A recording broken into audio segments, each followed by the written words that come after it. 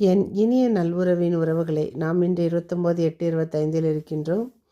இன்று அன்னையின் பிறந்த நாளை முன்னிட்டு நாம் கொடியேற்றும் இந்த விழாவை நாம் கொண்டாடுகின்றோம். மற்றும் நாம் இன்று அன்னைக்காக பிறந்த நாளை முன்னிட்டு 9 நாட்கள் நாம் நவநாட்கள் கொண்டாடி அன்னையின் பிறந்த நாளை செப்டம்பர் 8ஆம் தேதி கொண்டாடவிருக்கின்றோம். நாம் தொடர்ந்து வாசிக்கும் சங்கீத தொடர்ச்சி 103 1 2 3. என் உயிரே ஆண்டவரை போற்றிடு, என் முழு உள்ளமே அவரது திருப்பெயரை ஏத்திடு. என் உயிரே ஆண்டவரை போற்றிடு, அவருடைய கனிவான செயல்கள் அனைத்தையும் மறவாதே. அவர் உன் குற்றங்களை எல்லாம் மன்னிக்கின்றார், உன் நோய்களை எல்லாம் குணமாக்குகின்றார். திருப்பாடல்கள். நம் குற்றங்கள் எப்பொழுது மன்னிக்கப்படுகின்றதோ அப்பொழுது நம் நோய்களும் குணமாக்கப்படுகின்றன.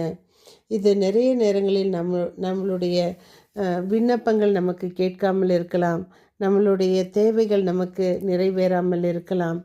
நாம் இறைவனிடம் அதிகமாக ஜெபிக்கும் போதும் ஏன் நாம் இன்னும் இப்படியே இருக்கின்றோம் என்பதற்கு இதோ இந்த திருப்பாடல்கள் 103 நமக்கு மிக அழகாக சொல்கின்றது. உன் குற்றங்களை எல்லாம் அவர் மன்னிக்கின்றார், உன் நோய்களை எல்லாம் குணமாக்குகின்றார். இன்றைய முதல் வாசகம் 1 தெசலோனிக்கர் 4:1-8. கடவுளுக்கு உகந்தவர்களாய் வாழும் முறையை எங்களிடம் கற்றுக்கொண்டீர்கள் என்று பவுலடிகளாரில் அந்த கடிதம் மிகவும் அழகாக உள்ளது. மற்றும் மத்தேயு 25:1-13. இன்றைய தூய நற்செய்தி வாசகத்தில் 10 விளக்குகள் கொண்ட 10 பெண்கள் மற்றும் 5 பேர், இருவரில் யார் முதலில் செல்வது என்று விளக்குகளை ஏந்தி ஆயத்தமாக இருக்கும் அந்த உவமையை எடுத்து சொல்கின்றார். விண்ணரசு எவ்வாறு நாம் பின்பற்ற வேண்டும் என்பதற்காக.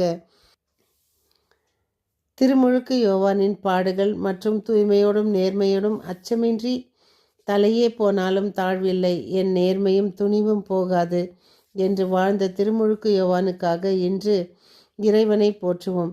பெண்களில் பிறந்தவர்களில் யோவானை விட பெரியவர் எவரும் இல்லை என்று இயேசுவால் பாராட்டப்பட்டவர் யோவான். தந்தை செக்கரியாவின் தூய்மையோடும் நேர்மையோடும் அச்சமின்றி பணிபுரிய லூகாஸ் 1:75 என்னும் இறைவாக்கிற்கேற்ப நம் வாழ்வில் இறப்பிலும் அஞ்சா நெஞ்சமாய் வாழ்ந்து இறைவனுக்கு சான்று பகர்ந்தவர். அவரை போல் நாமும் தூய்மையோடும் நேர்மையோடும் அச்சமின்றி வாழ்வோம், பணி செய்வோம், சமூகத்திற்கு தீமை விளைவிக்கும் தீய சக்திகளை தட்டி கேட்போம். நாம் இந்த கொடியேற்ற இந்த விழாவில் அன்னைக்காக காவி அணிந்து நாம் பல தியாகங்கள் செய்து அன்னைக்காக வருவது நல்லது. ஆனால் அவற்றுக்கு முன் நாம் என்னவெல்லாம் செய்ய வேண்டும் என்பதை நமக்கு அன்னை மரியாளும் சரி இறைவன் இயேசுவும் சரி நமக்கு அழகாக எடுத்து சொல்லியிருக்கின்றார். அதேபோல் இன்றைய விண்ணரசில் நாம் எவ்வாறு இருக்க வேண்டும், விண்ணரசு இருக்கும் என்பதை பின்வரும் நிகழ்ச்சிகள் அந்த 5 பேர் முன்மதியோடு அவர்கள் செயல்பட்டதால் மற்றும் மற்றவர்கள் உறங்கிவிட்டார்கள் என்று எண்ணெய் இல்லாமல் போகலாம் என்று அந்த விளக்கை ஏற்றி அவர்கள் காத்து கொண்டிருப்பதை அப்பொழுது அவர்கள் வந்து கேட்கும் பொழுது அவர்களுக்கு கொடுத்தால் எங்களுக்கும் குறைவற்று போகும் என்பதை எடுத்து சொல்லும் முறை, இவற்றையெல்லாம் நாம் நினைக்கும் பொழுது நமக்கு விண்ணரசை பற்றி நாம் ஒவ்வொரு இடத்திலும் வித்தியாசமாக வேறு வேறு உதாரணங்கள் கொடுத்து இயேசு நமக்கு சொல்லியிருப்பார். தன் சீடர்களிடம் கூறியது நமக்கு அதை எடுத்துக்கொள்ள ஒரு நல்ல வழி. இறைவன் இயேசுவுக்காக நம் வாழ்வில் நாம் என்ன செய்து கொண்டிருக்கிறோம் என்பதை தினம் நாம் சிந்திப்போம்.